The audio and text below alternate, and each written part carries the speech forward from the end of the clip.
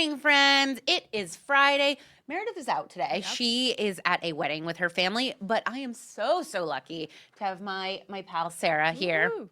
Dr. Sarah Orrick is back with us today. We're going to do a whole grab bag. There are so many things. Oh, yeah, we got things to talk about. I'm going to give y'all a quick little rundown of the things we're going to talk about, and then let's get into it. Okay, we're talking about the latest parasite to hit the U.S. We have new information that, of course, is coming from Taco Bell. Fun fact about me, I've never had Taco Bell. Wow. And I don't intend to start now, my friends.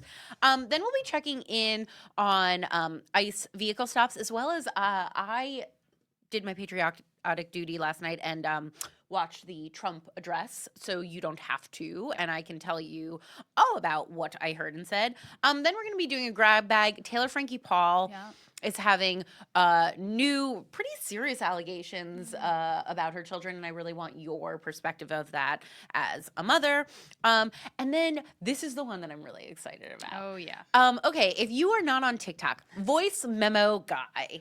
This is a debate happening on TikTok about whether a man who sent a voice memo to a woman represented flawless communication or coercion. And nobody better than Dr. Sarah. I've got opinions. She's got opinions. I have opinions. But what's weird is the internet has opinions that did not align with mine. Did not align with mine, and surprised. I was like, I know. this is not the internet I know. Yeah, it's interesting. Okay, set us up.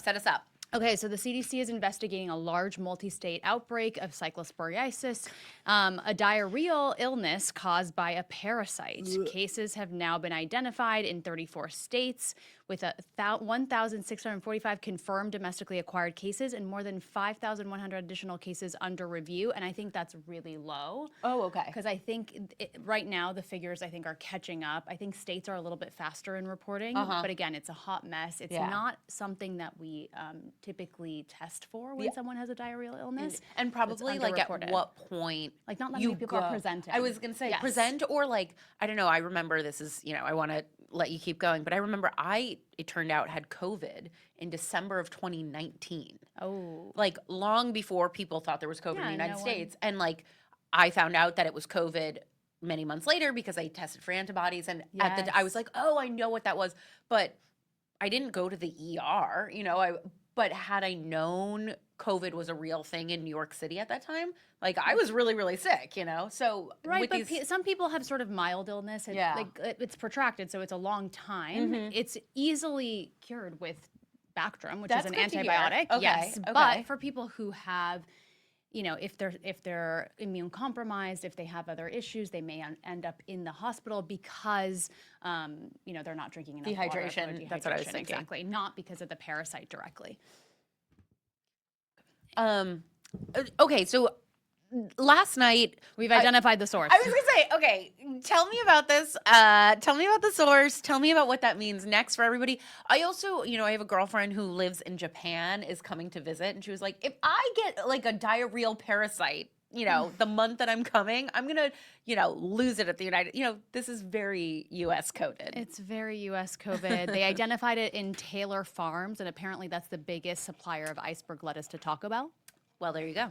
I have never had Taco Bell, and it's one of those things where it's like, if you get to a certain place in your life where you've never had Taco Bell, like, then it becomes like a thing. You know what I mean? You're like, okay, well, I'm not going to try Taco Bell now. If I got out of high school and college without Taco Bell.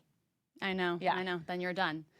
So it is caused by Cyclospora, which is a parasite, of course. And I think what's sad is that it's just taken so long. Yeah. And so we're sort of thinking about how the CDC has had a lot of cuts and how that might be implicated in just not having the surveillance. I mean, there's really cool jobs at the CDC where they're like literally detectives, and they try to figure out, where did this come from? How do I track everyone that's had the disease? Yeah. What did they all eat in common? And they found Taco Bell? I guess so. But again, I think there's been a lot of cuts that have made this, it's just been just a while that we haven't even known what the source is. Yeah. Whenever these types of things happen, I think that's exactly what goes through people's heads, is like, we don't think, or at least I don't really think about the CDC on a day-to-day basis. I'm like, really, I do. Yeah, well, I know exactly. Well, that's the thing. It's like a doctor would, but then things like this happen, and I've always felt this way too. Is like we already had a major pandemic. Like what's know. coming down the pipeline that we are not prepared for? Like A diarrheal disease was not right. Yeah, right, exactly. But cyclosporiasis has been really challenging, I think, for mothers that want to just like feed. It's like more load. Yeah. I've seen so many moms that are like, I can't feed my kids berries anymore, but my berries are the only thing my kid will eat.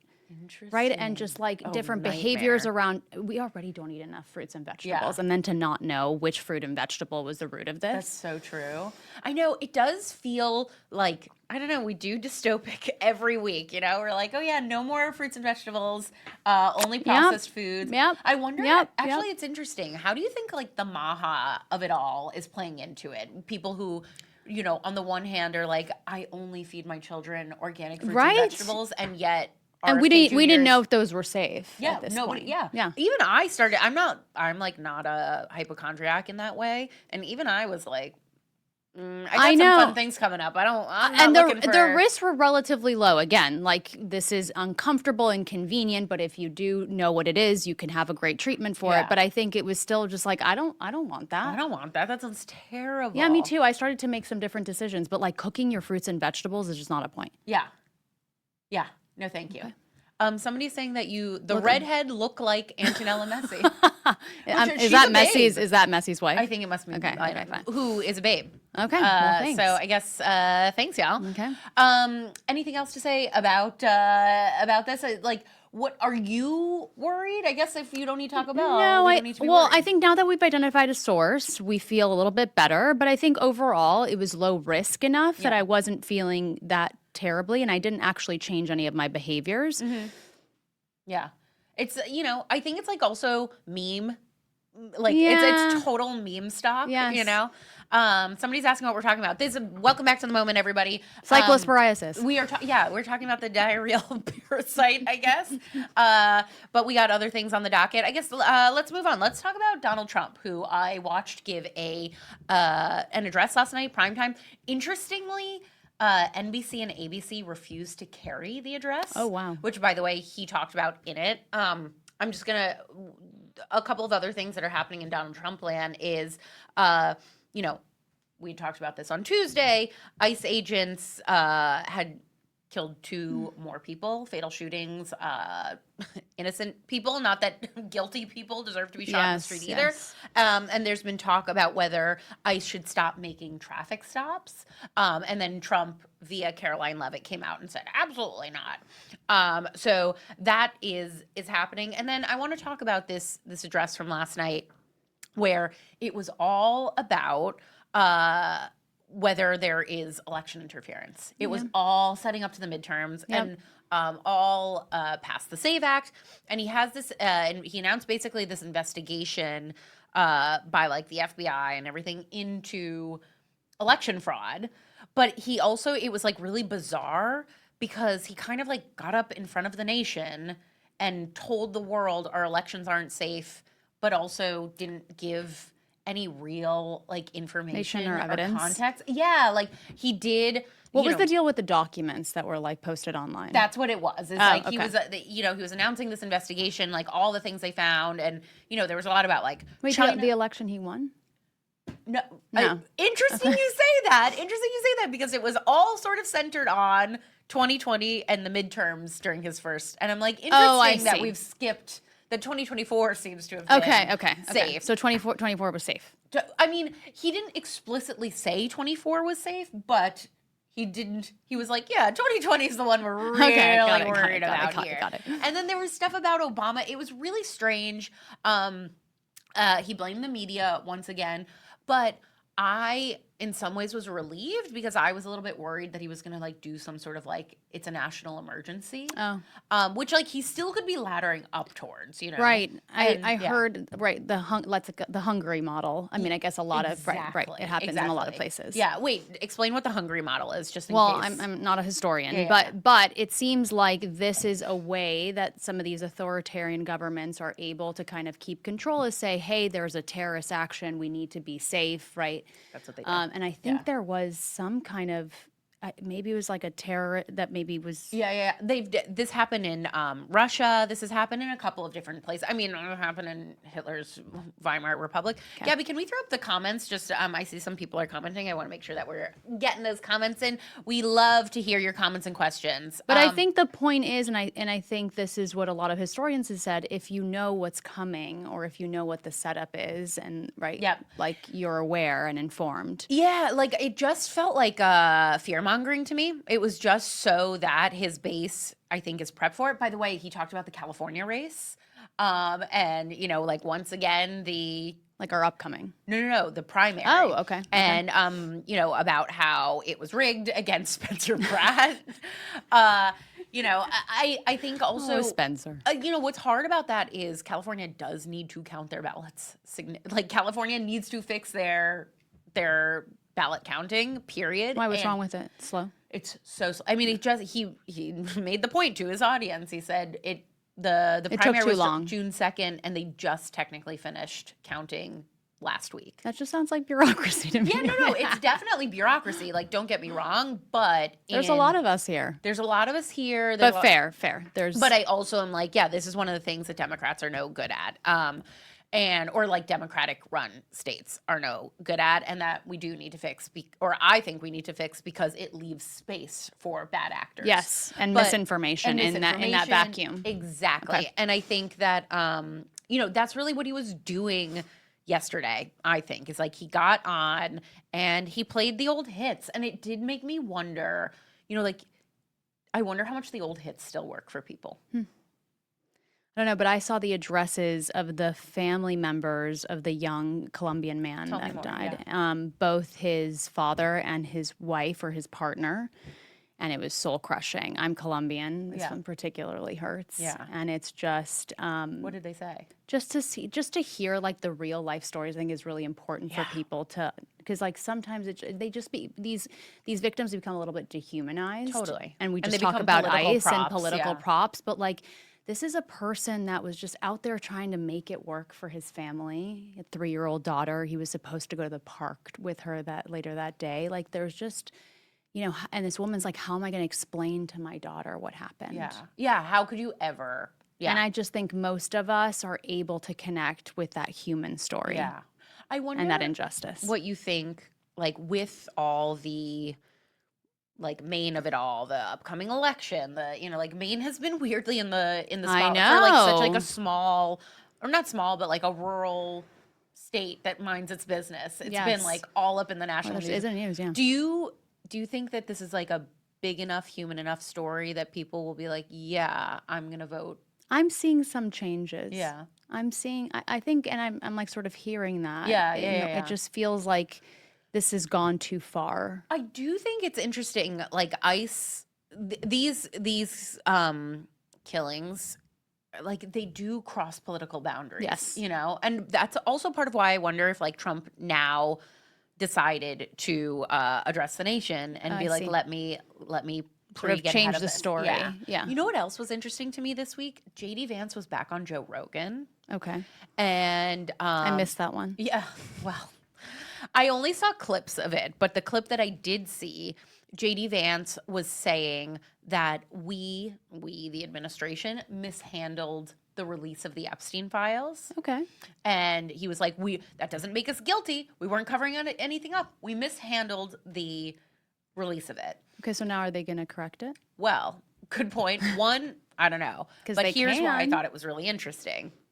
So, a couple of weeks ago, when the New York Times released the excerpt from the Maggie Haberman, Jonathan Swan book, essentially the excerpt was all about the ins and outs of the release of the Epstein files in the Trump world. It was like, they were in the Situation Room and this, that, and the other.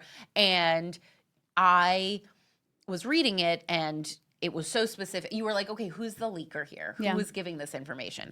And I was like, I think it's JD Vance. Ooh. And in fact, the narrative fits now that he's out there doing this, like You're putting the puzzle pieces it together.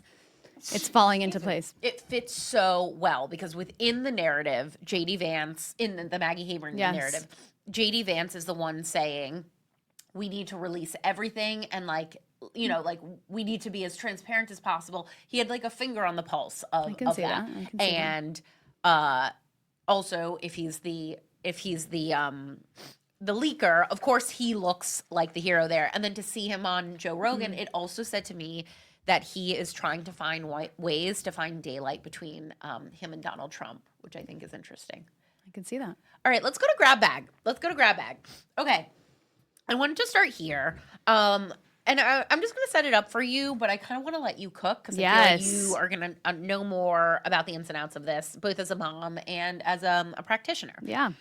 Taylor Frankie Paul. She has new child welfare issues. It's been ongoing. She's from the Secret Lives of Mormon Wives. And, Bachelorette season that was supposed to air. It was already supposed to air, but, we pulled it. Well, they did, but also we had Rachel Lindsay on, who was a Bachelorette. Okay. And we talked about it, and we're like, I bet you it'll get on. I bet you it'll get on at some point. Okay. So she's facing new legal challenges after Utah's Division of Child and Family Services filed a petition asking juvenile court to classify her 3 children as abused, neglected, or dependent and place them under court-ordered protective services, which is like a really big deal, right? I know. How big explain Well, that I don't know Utah's proceedings or all the details around that. I do follow Taylor Frankie Paul on Instagram. She wears my company's hat all the time. Really? That says proof of mom. Oh, that's cool. Which is cool, and we're a mental health company. Yeah. But what I've seen reflected is that I just see someone who's really, really struggling. Yeah. Right. And unwell. Interesting. And you would know as a mental health practitioner. And I think it's just we see all the signs. I don't know. I just wish she would get more help. Yeah. And it seems like from some of the proceedings, maybe she isn't that engaged in her treatment. She stormed out with Child Protective Services in the house. Oof. So I think it's not great. It's not great. But I think what I'm hearing, and I think what's important to not lose sight of in this story, is that I think she's also a victim of a lot of domestic violence. It's that stuff is so it is so not black and white. It's not black and white. It's so convoluted. But I do think, and what again, this is reported, who knows what's actually going on. I think that's also so important. If we don't kind of have a clear view this is all hearsay. But I think there's the focus on all her career stuff versus getting the treatment or the care. Yeah, where I have too much stuff to do. I can't go to therapy. Yeah. And it's no, girl, therapy is the most important thing right now 100%. in order to become more regulated. And that ABC executives are out there being like, do we release this? Do we not release? I'm sure she's tied up in other stuff too at the same time. I know. It was interesting. Meredith, who cannot be with us today, but we were talking about this story, and she tried to go look up the court documents. Yes. Which in other states, are unsealed. Which in other states are unsealed, but in Utah are not. I could see that. You have to pay for them. Oh, dang. And isn't that really interesting? It's not crazy expensive, but it's. Did she pay? Good question. We should We'll ask have her. to ask her. Yeah, we'll have to ask her. But it was you had to pay 20 cents a search even. But she made the point. It was these places that are we are for families. And it's but it's dangerous. Exactly. Are you? I know. And I thought that was a really interesting footnote. Okay, moving on. Everyone just needs more mental health support there. Girl. That's all I'll say. Don't we all? I am tired. Actually, okay, maybe this is a segue. I don't think so. Yeah. Wildfires from Canada are once again plunging the East Coast into a dystopic darkness. Whew. The photos are bizarre. Okay.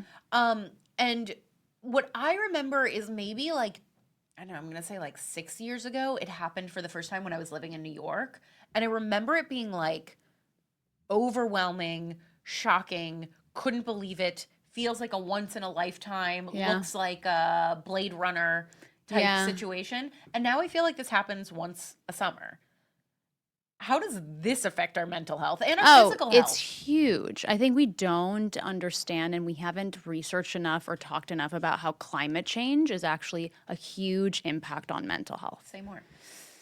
So first of all, there are physical implications. It is the worst air quality, I think, in the entire world right now. I have a, not a good friend, but somebody I'm friendly with who is pregnant. Yeah. And she posted, you know, what's going on in Queens. And I was like, yeah, that would be terrifying. And people can't get out of the city. Like, Yeah, it's right. And really it's so hard. trapped. I Yeah, know, it's really hard. And then if you have asthma or any kind of respiratory illness, then you're really in for it. So it's horrific for your physical health. Yeah. But the impacts of that Yeah. long term are really hard, right? Like I survived the Palisades fire, and you know, most of my stuff didn't.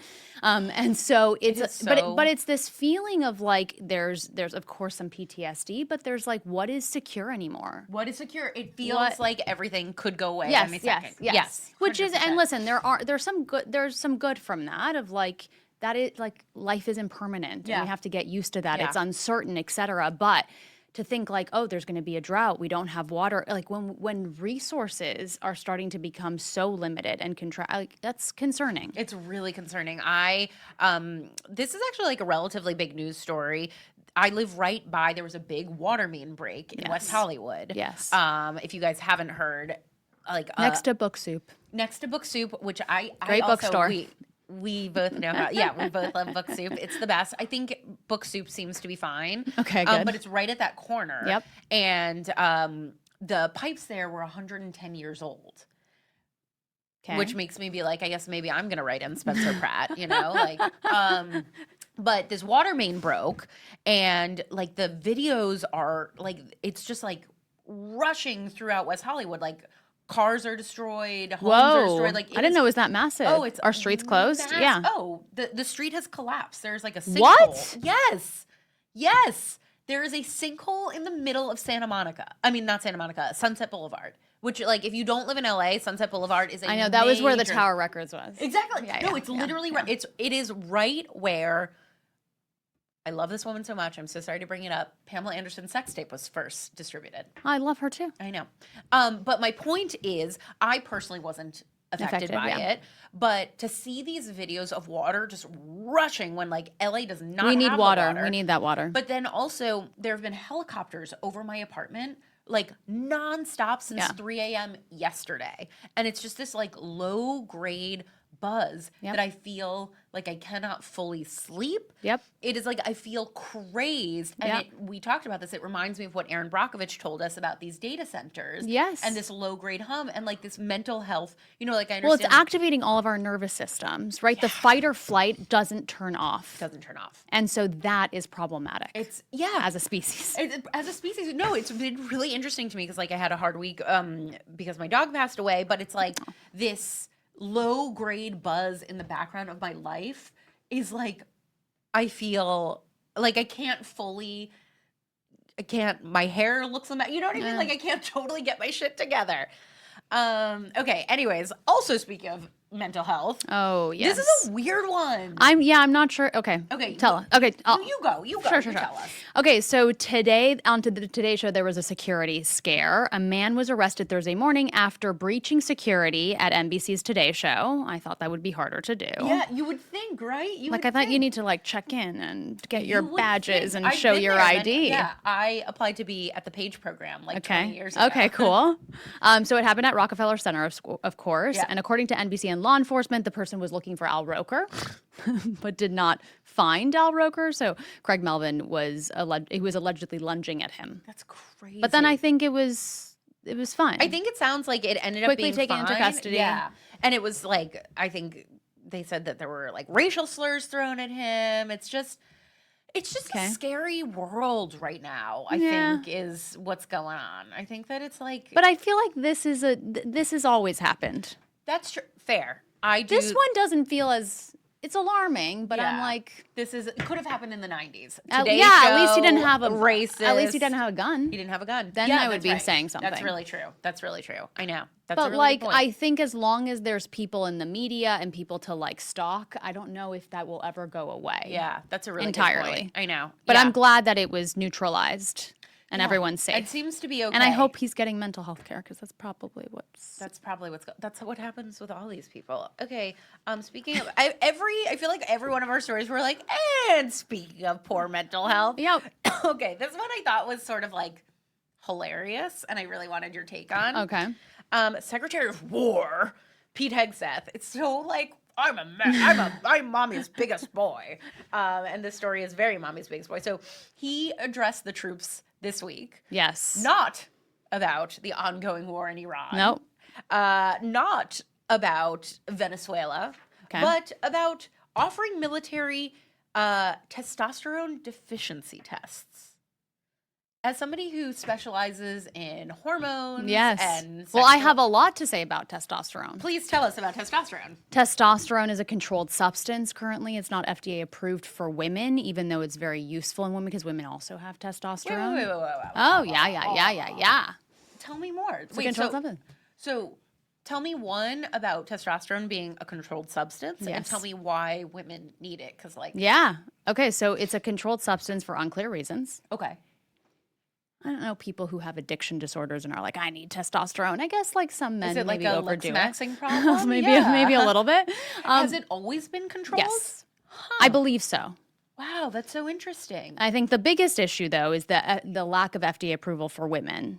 So there's no FDA approval for women. So for women, as we age and go through perimenopause, testosterone is also something that suffers. And of course, it is involved in, we think, cognitive functioning, of course, interest in sex, libido, all of that. And it really helps, right? Estrogen and progesterone for hormone replacement therapy is what we always talk about, but testosterone is sort of that third hormone that's really important, but it's hard. Do men have estrogen? No. So we have testosterone. Yes. And we need testosterone. Yes. Men have no estrogen. No, I don't know. Yeah. Interesting. Weird. Men and women, man. Listen, I haven't studied men for a long time, I'm more on women. Women are more, I wish you could have been here, but we had Cindy Eckert on Tuesday. Yes, that's a wonderful guest. First of all, the freaking coolest. You guys should talk because you guys, she's wonderful. She's so cool.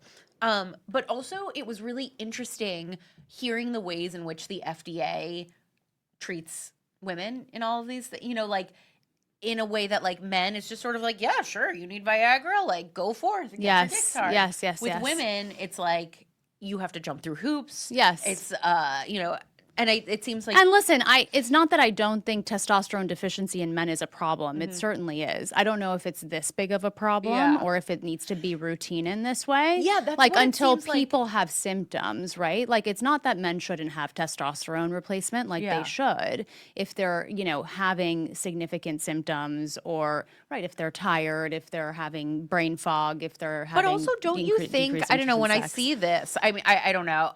I'm also not an expert in men's testosterone, but I'm I don't know. This particular demographic of men, I feel is not really deficient. Likely to say. Yeah, I'm when I think of they've made these choices, right? And this is what they want to do. Yeah. I agree that is this the population that's really right? And what we really 18 think, to 30-year-olds, and middle-aged men is who we start to kind of think about about testosterone and. Yeah, men. So it's a problem, but I'm just is it this widespread, and is this the population that needs it? Yeah. And why are we doing something that's not really evidence based, right? They don't need tests. They don't need tests. In these young and it men. just feels, I don't know, it feels so Pete Hegseth being hey bros, we're getting in the gym, and if you need testosterone, it's very muscle boy. And then you see I think one of my favorites is you see all these photos of him lifting weights. And I'm we were talking about this. I'm a pole dancer. I'm I've seen pictures, and I'm I could definitely bench press more than Pete Hegseth can. I absolutely can. But I think it feels very much like playing to that ultra masculine. Yeah. But there are issues with testosterone access, and I just don't think this one's This is one of them. It's also interesting to me as we, I'm opening a can of worms, but as trans people's access to medical care and, they're dealing with their own gender dysphoria. It's okay, so men who are having hormonal issues in the military have very easy access to understand those hormones. Yes. People who are not in the military and have different hormonal needs are not monsters. It's that's such a interesting, weird, actually. Right. Aren't these all, I remember I did a story many, many years ago with, in rural Vermont about hormone replacement in a place where you have to go really far to get it and there's not many resources for transgender care. Yep.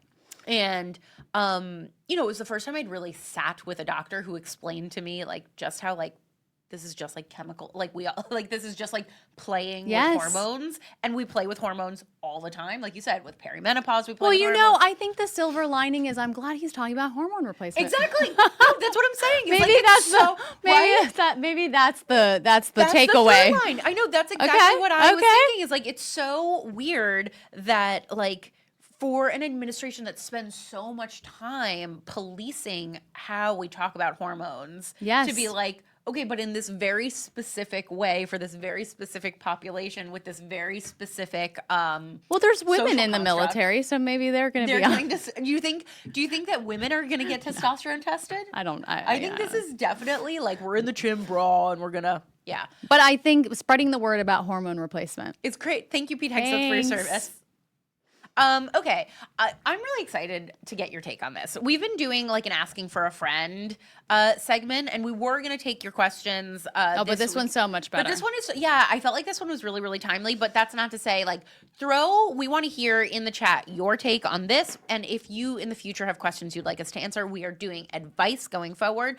But okay, there's been this debate Yes. on TikTok. Yes. You're not really a TikTok girly. I'm not. I'm a scroller. It is a problem. Anyways, on TikTok this past week, there's been this whole debate about voice memo guy. Yep. This guy left a voice memo to a woman between their first and second date. I want to talk to this woman so badly. No. Let's have her as a guest. Let's have her as a guest. Yeah, I don't even know where it came from. You know what I mean? Like, it's not like she's come forward No. and been the center of this. It's just But like she leaked it. But she clearly leaked Yeah. it. And it sparked a really big debate that surprised me Me on too. the internet about sexuality, about coercion, about consent. I didn't pull the entire thing because it's long and exhausting, but let's play a piece of it. And then I want to get your take, and then I want to talk. I think we probably feel the same way about it, but if you disagree, because many people Oh my God, do, what if we disagreed? I know. Well, hopefully. Maybe I'll take the other side. Gabby, can you play voice memo guy, lovely. please? However, I would love to, if we're going to go to your place on Thursday, I mean, I am looking to have that physical intimacy to see if, like, I am sexually compatible with you. So, like, if I'm going to come over, like, I would be hoping to, like, hook up, have sex, have a good time, have, like, that romantic spark and that physical spark there for my own sake, because it's hard for me to continue dating someone and seeing them if I don't know if I'm sexually compatible. So I know you said I don't know about that, so like I guess my thing is like, what would be the point of me coming over then if we're not gonna like hook up and like cuddle and like be intimate with each other? Okay.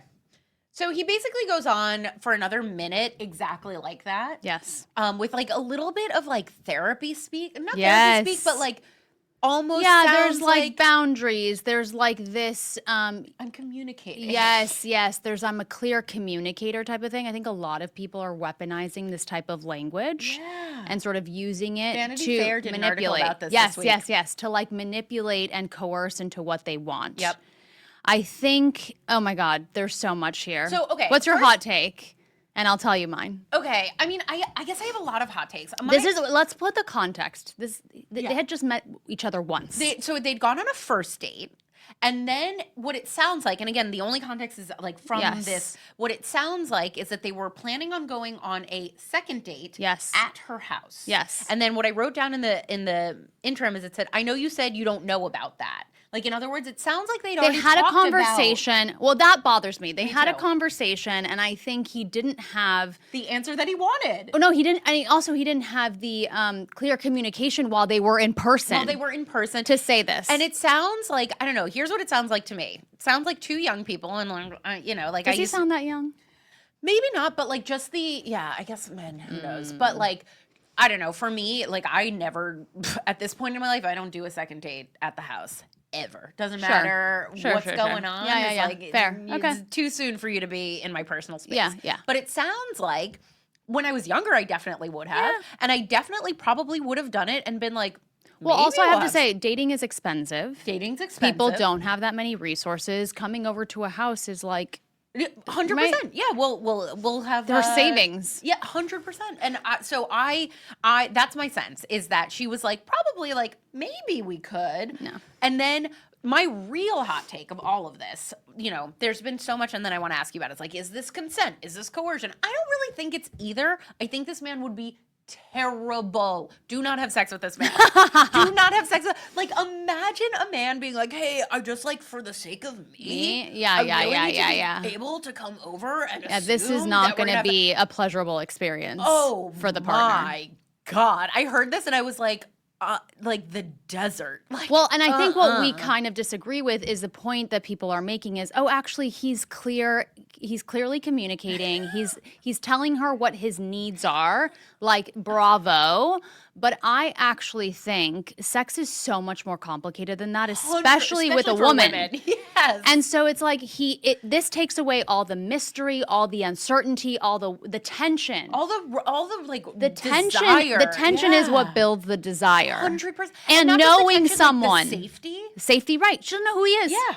And I don't just mean safety in terms of like the boring safety stuff. No, emotional like safety. Emotional safety. Right, like they connect. It just feels like this feels very transactional. And like wanted. And he's also saying, if you don't do this, I'm not dating. No longer, right, exactly. It's like, it's the opposite of safety. It's like, I'm not interested in you enough other than a physical body. I also think this is very there's sort of like incel about it, of like 100%. I think there's a fear of rejection, a deep fear of rejection, because again, if you continue to sort of build that tension, will they or they might not. Or they might not. And she that might is not fun like you. and sexy. Right. Yes. And I think she might the third date, she might the fifth date. Like, don't you want to hang out and find out? But also I think he can't deal with the uncertainty. Yeah. So he's like, I need certainty around this. And I think that's ultimately fear of rejection. 100%. I've never examined this individual, but from this, I'm piecing it together. Well, I think that I feel, therapy speak, a little bit triggered by this on top of everything else, because I feel inundated constantly with people being like, the male loneliness epidemic. Yes. There's a problem with dating and men don't know. And then I hear things like this and I'm like, self-inflicted wound. I guess at least he isn't like showing up and assuming, like, at least I guess he's like, he's not being a predator. He's not being a predator. But I'm like, the bar is like buried in the, you know what I mean? I'm like, no wonder women do not want to be around men. Like, if I got a voice memo like this, I would be like blocked forever. I mean, I'm lucky that I'm at a point in my life where it's like a man like this would never even cross your path. Not even come within a 20-foot radius of me. I got a t-shirt at the Olivia Dean concert that says, I don't want a boyfriend. Yeah. For this reason. I am married to a man. Yeah. But that's the thing. But I don't want a boyfriend. No. There's I also I don't know. I'm tragically straight, and like every once in a while, a man will come across my path. I'm like, oh, I love men. Like, I'm straight, you know. Oh, I know. But it's like for the absolute most part, and I mean for like the 99.9%. I'm like, I want nothing to do with these people. Yeah. This voice memo is a perfect example. I think this is like centered on male fragility, and being in relationships is taking risks, right? It's like, oh, you may or may not like who I am, but we may fall out of love. Right. We might be attracted to one. We may have terrible sex and I never want to do it again. Yeah. But like, I just think you have to be okay with that risk taking. Yes. And if you're not, and if you're just looking for certainty, I think we talked about like maybe he needs a sex worker. Yes. And also that is like certain. No shame. That is certain. That is certain. And transactional. Yeah. No, and I think, okay, so one of the things that's come up in the internet debate of it all is a lot of people have been like, this is so like heteronormative straight culture, and like casual sex is fine. It is. It's totally fine. And like, but I'd want my casual sex to still have a little lead up. Well, that's the thing. Lead up, or like, I don't know, it doesn't sound to me like this woman I'm projecting my own younger self onto her. But there's something here about sexual interest and how women and men are turned on that's different. I want to hear you talk about that. 100% that. I also think that when I was younger, I would sort of be interested in casual sex because I had my own emotional unavailability. And then I would also encounter these types of men and be like, ugh. I know. And I wonder if this woman is probably the same, where she's like, yeah, like I could do some casual sex and like, whatever. Yeah. And then also on the other hand, it's like, I want that casual sex to be like great. And at least for women, or and in my experience, like those two things do not line up. I've I never know. had casual sex like this that has ever been even remotely worth No, the time. No. You know? But I want to hear about So I think this is a misunderstanding. It sounds like for most men, the majority, over like 85%, it's spontaneous desire. So it's Oh. like you just see genitalia and you're turned They're on like- and you're ready to go. Yeah. It's like fast. Yeah. I mean, I think this is the argument why like, you know, homosexual relationships between two men can be like really hot and heavy, and you can have like a one night stand and then- it can turn into a full blown like It's funny. long-term relationship. I want to keep letting you cook because I'm so fascinated, but this is what I found is like a lot of people on the internet were like, this is so heteronormative. And I'm like, Yes. maybe. but he's dating a woman. But I was going to say, it is heteronormative. Like I have so the maybe same you thing. should try it like then I like have a lot of gay friends who would do this and it would be like, it's not about something wrong. No. It's like, yeah, this is a fun, it's not reading the room. It's not reading. It's a fundamental mismatch, and I agree. Yes. For and me, only 15% or less of women have that spontaneous desire. like So there are some women that are turned on in that way, Yeah. where it's just like naked body, I'm Yeah. ready to go. But for most women, it's like for brain. me, It's the brain, only it's time connection. I've ever been like that is somebody who I'm already like deeply But in. that's not. Exactly. That it's wasn't. not exactly. That happened. Right. That was your brain. That was my brain, Yeah, 100%. yeah. Which, by the way, again, we were talking to Cindy Eckert about this. Is what's so fascinating is female Viagra. Yes. Like men's Viagra is a literal physical like. Yes, here's how that's we get it. blood. That's For it. Women's It's just an Viagra, erection. It's just That's an not the erection. equivalent for women. It's like it's So much more complex, and this is so why much more Addie complex. hasn't been as successful as Viagra. Of course. Well, Because I think the for a million mechanism is reasons. different for a lot of reasons. Yeah. But even that, because it's just a simpler simpler. mechanism. Yeah, I know. It's so Not for all men, though, I have to say. Oh, say more. And I think there's a 15% or a little bit smaller that men have that some men are, again, connecting, intimacy. That means like getting to know someone, Yeah. vulnerability, closeness, touch, all those things building up. And I think some men that aren't like, I'm ready, are also sometimes denigrated over that. 100. I also have found that one, I like those men better. Two, the older they get, I think it's also like a maturity thing. Is like I know That men. maybe it starts to cool off. I was gonna say, or not so- to- yeah, but I it's think like- those men maybe understand women, and if they're interested in Yeah. having sex with women, they yeah. understand that like that intimacy, That part. closeness, safety. Yeah, Okay, that's the thing. Is like I. Like, he doesn't know his audience. doesn't know. I'm like, okay, casual sex. Like this is not. I'm not. No one, Whatever. everyone's okay with that. Everybody's okay with that. It's like that casual sex is going to be terrible. That is truly my hot take. Is like I don't think he was coercive per se. I think he was gross. I definitely think this wasn't. I think he was consent. attempting to manipulate. He was manipulative. But my real hot take is this sounds terrible. This sounds so if it's awful. reflecting like what kind of a lover he is. That's what I'm saying. Yes, Exactly. yes. It's like, I- if, and I- especially yes. if like sex for women is so much in the brain, I'm like, the foreplay here is like as terrible as like because But everything even is casual foreplay for sex women. can have like 100%. at the bar, at the party, like it can have sparks. It can have. And it never has to happen again. I think that this is another thing that we don't totally understand about women is like foreplay is like everything. Right, You right. know? It's Wait, like- and it's that's like- not just in the bedroom. That's what I from mean. right, It's like right. foreplay is like It is. from the It is minute banter. we start talking. It is Yes. right. It is engage me intellectually. It's questions about me. Just It's- ask questions. Just ask questions. That's all you have to need. do is ask a question. That's all you need. You don't need to have this voice Do you know memo. what? Okay, this is what a sexy voice memo Just would ask be. me about myself. This would be a sexy voice memo from a man, in theory. I'm not even like doing it, but like, hi, I'm really excited to see you again on Yes. Thursday. Yes. I know something that we had talked about was like our different approaches to sex. I'm curious what would make you excited about sex. End Panty dropper. list. End list. You're welcome, dudes.